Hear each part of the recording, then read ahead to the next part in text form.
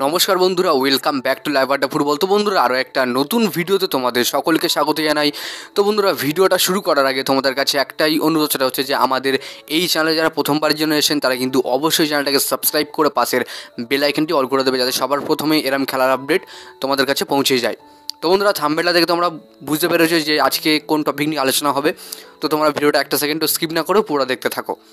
তো বন্ধুরা, এই মুহূর্তে সবথেকে বড় যে আপডেটগুলো শোনা যাচ্ছে, তোমরা প্রায় দু তিন দিন ধরে ইউটিউব, ফেসবুক সব জায়গা থেকেই শুনছো যে দিমিত্রি পেত্রাতসকে কিন্তু মোহনবাগান ছেড়ে দেবে, অর্থাৎ দিমিত্রির সাথে কিন্তু কন্ট্রাক্ট তারা আর করবে না এবং দিমিত্রিকে কিন্তু মোহনবাগান রিলিজ করে দেবে, এমন টাইপের খবর বেরিয়ে আসছে। তবে অনেকেই দুশ্চিন্তার মধ্যে ছিলেন, অনেকেই কিন্তু ভাবছিলে যে দিমিত্রি হয়তো মোহনবাগান ছেড়ে দেবে বা মোহনবাগান তিনি লিভ করে যাবেন। তো আমি তোমাদেরকে একদম জেনুইন খবর আজকে দিচ্ছি, এবং খবরটা পেতে হলে কিন্তু এরম খবর পেতে হলে কিন্তু চ্যানেলটাকে সাবস্ক্রাইব করে রাখতে হবে। দেখো, আমি তোমাদেরকে বলতে চাই, পেত্রাতস তিনি কিন্তু 2026-27 মরশুমে মোহনবাগানেই থাকছেন এবং মোহনবাগান দলের হয়েই খেলছেন, এবং হয়তো অন্য বিদেশি মোহনবাগান ছাড়তে পারে, তবে দিমিকে কিন্তু মোহনবাগান ছাড়বে না। তবে এই সম্প্রতির সাথে আরেকটা খবর পাওয়া যাচ্ছে যে টম অ্যালডারকে মোহনবাগান ছেড়ে দিতে পারে, এমন খবর বেরিয়ে যাচ্ছে। টম অ্যালডারের জায়গায় কিন্তু অন্য বিদেশিকে তারা সই করাতে পারে, এমনটা খবর বেরিয়ে আসছে। তো এই খবরটার এখনও তো সত্যতা জানা যায়নি যে টম অ্যালডারকে মোহনবাগান ছেড়ে দেবে, এমনটা খবর বেরিয়ে আসেনি, জাস্ট এটা রিউমার, তাই তোমাদের সঙ্গে শেয়ার করলাম। কিন্তু যে খবরটা বললাম তোমাদেরকে, দিমি মোহনবাগান ছেড়ে কিন্তু কোথাও যাচ্ছেন না। পরবর্তী আপডেটটা তোমাদের দেবো জেসন কামিন্সকে নিয়ে। দেখো, জেসন কামিন্সকে নিয়ে একটা খবর বেরিয়ে যাচ্ছে যে জেসন কামিন্সও মোহনবাগান দল ছেড়ে দিতে পারে বা মোহনবাগান তাকে ছেড়ে দিতে পারে, এমনটা অনেক বিভ্রান্তযুক্ত খবর কিন্তু তোমরা প্রায় ইউটিউব এবং ফেসবুকে পেয়ে থাকো।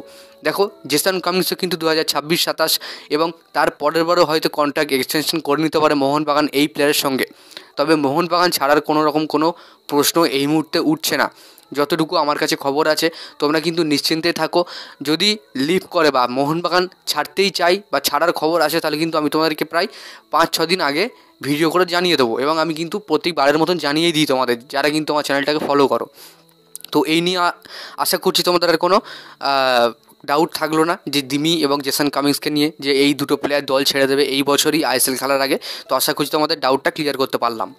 পরের আপডেটটা তোমাদের দেবো গ্রেগ স্টুয়ার্টকে নিয়ে। দেখো বন্ধুরা, গ্রেগ স্টুয়ার্টের পরিবর্তন কিন্তু খুবই প্রয়োজন বর্তমানে মোহনবাগান মাঝমাঠে, এবং এই যে ডিসিশানটা নিচ্ছে মোহনবাগান ম্যানেজমেন্ট বা মোহনবাগান ভবিষ্যতে নিতে পারে, যে এই যে ডিলটা মোহনবাগান করতে পারে বা যে সাইনিংটা নতুন বছরে তারা করতে পারে উইন্টারে, সেই সাইনিংটা কিন্তু এখনও পর্যন্ত পুরোপুরি ধামাচাপা দিয়ে রেখেছে মোহনবাগান ম্যানেজমেন্ট। এটা কিন্তু গোপনে কথাবার্তা চালাচ্ছে মোহনবাগান ম্যানেজমেন্ট, যেটা কিন্তু স্কটল্যান্ড হতে পারে কিংবা অস্ট্রেলিয়া হতে পারে। দেখো, অনেকে বলবে যে অস্ট্রেলিয়ার প্লেয়ার আর না নেওয়াই ভালো, অনেকে বলবে ম্যাকলারেনকে বাদ দিয়ে দেওয়া ভালো। দেখো, ম্যাকলারেনের ক্লাস অনেক ভালো প্লেয়ার এবং তার ক্লাসও খুব ভালো। তো সেক্ষেত্রে যতটুকু খবর শোনা যাচ্ছে যে মোহনবাগান এটা কিন্তু একেবারে চুপিসারেই করতে চাই, অর্থাৎ ডিলটা হওয়ার দু সপ্তাহ আগে থেকে কিন্তু খবর হয়তো লিক হতে পারে, কিন্তু এখন একদমই পসিবল হচ্ছে না খবর জানা। মোহনবাগান খুবই গুরুত্বপূর্ণ এবং গোপনে এই কাজটা চালাচ্ছে নতুন প্লেয়ার সাইনিংয়ে, অর্থাৎ অ্যাটাকিং মিডফিল্ড প্লেয়ারের সাইনিংয়ে কিন্তু প্রচণ্ড গোপনভাবে তারা কাজটা চালাচ্ছে। তো আশা করছি আমার বলতে পারলাম এই ভিডিওতে। তো বন্ধুরা, আজকের জন্য ভিডিওটা এতটাই ছিল। ভিডিওটা ভালো লাইক করে দিও, আর আমাদের এই চ্যানেলে প্রথমবার যেন হয়তো চ্যানেলটাকে সাবস্ক্রাইব করে পাশের বেল আইকনটি অল করে রাখবে।